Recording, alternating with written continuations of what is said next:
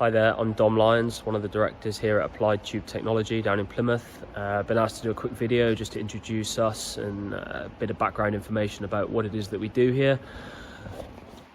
This is our workshop with the various machines that we've kind of got going through at the moment in sort of various stages of rebuild. We've got an Addison DB76 over here, the green one. There's an Addison DB40 at the back. This one in front of me here is an Addison Eagle, another 3-inch machine that we've recently rebuilt for a customer. I've got an MC 50mm machine, a pair of Eurobend 20s, so a couple of small ones, and then there's another Addison DB40, short bed version, that one. And then over at the back there by our racking, we've got an Eaton Leonard 38. So quite a few different machines, different manufacturers, different brands, always going through the workshop. Doesn't really matter too much to us what the machine sort of is mechanically. We tend to rip it to pieces, refurbish everything that's not quite right, rebuild it, put new controls on, and then put it out. If I jump onto this machine, because this one's sort of somewhere close to being ready to go out to the customer, you'll notice that our control panel on the front here, something that we add.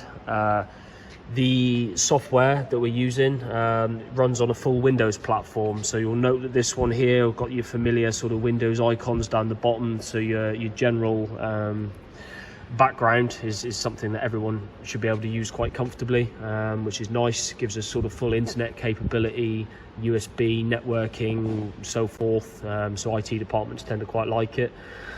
If I open up our software package, if I come onto this software here, just to give you sort of a quick overview of what we've got. So if I was to put the controls on, the system will connect to the machine. This brings us to our sort of manual run page. From here, I've got options to control all of my hydraulic axes, electric axes, as well as actuating various cylinders on the machine. So for instance, I've got the clamp here. If I was to highlight that, I could turn the clamp on or turn it off. And you see just under where my cursor was, there's a little box that tells us the current position of it, taking the feedback from the sensors various places on the machine. The guide is another name for the pressure die, but likewise the same. Collet on off, mandrel on off, and then as well as that we have the 3 axes on this machine. So this particular model was just a single stack YBC. So our C-axis is what we call our bending head. So as it stands at the minute, this machine's not been homed, but it's given you a current readout of -2 degrees. So the head's sitting slightly behind its start position. The B-axis is our tube rotation. So again, that would be spinning the collet. That's given us a current readout of 0. That was an electric servo axis. On this particular model, we've got a Bosch Rexroth motor fitted on here, brand new. We do use Bosch, we also use Lenser, just depends what we can sort of get available to us in a fairly sort of quick lead time. At the moment, that is the biggest challenge. And we also have the Y-axis here, which is the feed-in axis, carriage up and down the bed, and likewise the current position is 547, so that would be our distance from the front of the face of the collet jaws here to the center line of the tool pin. All fairly basic. If I was to put the controls on here so I can energize the machine like that, you may just be able to hear in the background now the hydraulic motor started up, the pump's turning. And then if I want to put the clamp on, for instance, so at the moment the clamp is on, we can see here the slide is in the upright position. If I press my minus button, the clamp goes down, and then you can see up here that the input's changed. So it's a fairly straightforward system. If I use the single plus button, that allows me to just jog the axis. So you see here, I can move it by a small amount, forwards, backwards as I wish. If I use the plus plus, minus minus, it just strokes out fully until it makes the sensor. If I want to move one of the electric axes, if I select that, I've still got the option to do a little jog, so I can rotate one direction or the other direction, no problems from that.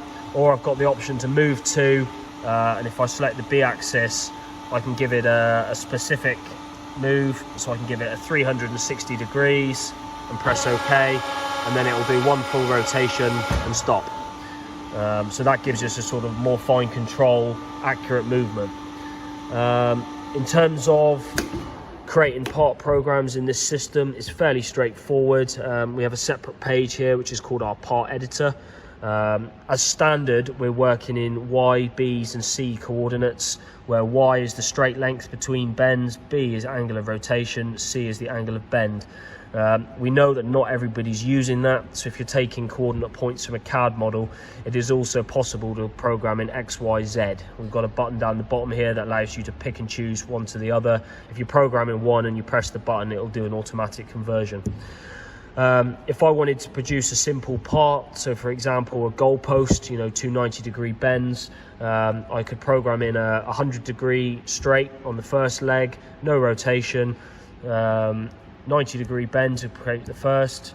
Come to here, I could put 300 in as the straight between the two bends, again no rotation, 90-degree bend, and then a final straight length down here of 100. Fairly straightforward.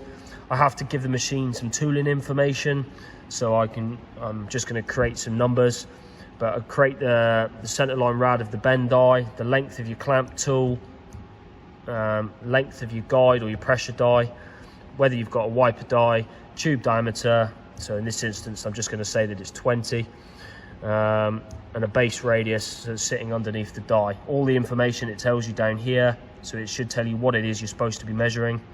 So again, I'll just put some arbitrary numbers in, exit out of that page. I've also got this page, run options, so I'm going to load, I'm going to use slave bending, which is what we call when the collet will keep hold of the tube and just allows it to drag along behind. Fairly standard practice. Down here, the machine's calculated for me the amount of material I need, so to produce the part that I want, it's calculated the cut length should be 625.68 millimeters. If you'd like to put another number in, it'll let you manually override that, and I can hit finish. If I then save this part, so if I just call this a test program, I can then save that, and then that would be able to run through the machine. I can't show you because this machine's not quite finished. If I was to want to see what it is that I've just programmed, there is a function down the bottom here. Whilst the machine doesn't have a full simulation package, because we can't implement that onto other people's equipment because they're all mechanically slightly different, we do have what we call the draw function, which allows you to at least just draw the part in a sort of 3D space, so you get a feel for what it is that you're supposed to be bending. Quite useful, and that drawing gets saved with each part product. As you can see, that took me probably less than a minute to program a tube. So if you've got the coordinate points available from your CAD department or otherwise on a part drawing, it's a fairly straightforward process. And then we literally just hit run bender, load the current part in, and off we go. Put the machine into an auto cycle, and at the press of a button we can produce one. I think that pretty much covers it from the sort of basic overview of the controls. I'll also make available a copy of our instruction manual for this software. That'll give you a bit more in-depth information. Looking around at the sort of scope of works that we would do, depends on the state of the machine that we receive. Generally speaking, we would have most of the cylinders. Any that are leaking, we'd be replacing seal kits in their entirety. Hoses that might be damaged, this is quite commonplace. This machine's not a particularly good example, but if I was to wander over to this one, we can see here that we've had some brand new hoses made to replace any that are damaged, worn, leaking and so forth. Every machine goes through a complete rewire, so inside the electrical cabinets we rewire everything, so we have all brand new components, brand new servo drives, obviously all the motors are brand new, so we cover off everything from that side of things. The controller that we're using is running off of a Beckhoff IPC, so again that's a sort of good quality German proprietary components. Yeah, It really just depends from machine to machine. Some machines we paint, some machines we don't. It kind of depends on what the customer requirements are. But we try to give everything a good once over, so we're mechanically making sure there's nothing that's worn out and not suitable for production. Complete rewire, all new electrical parts, new control from ourselves, and then we usually come on site, carry out the installation, training, and provide ongoing support from there. All our machines come with at least a 6-month warranty on second-hand equipment. It's longer on new machines, or sometimes that's negotiable.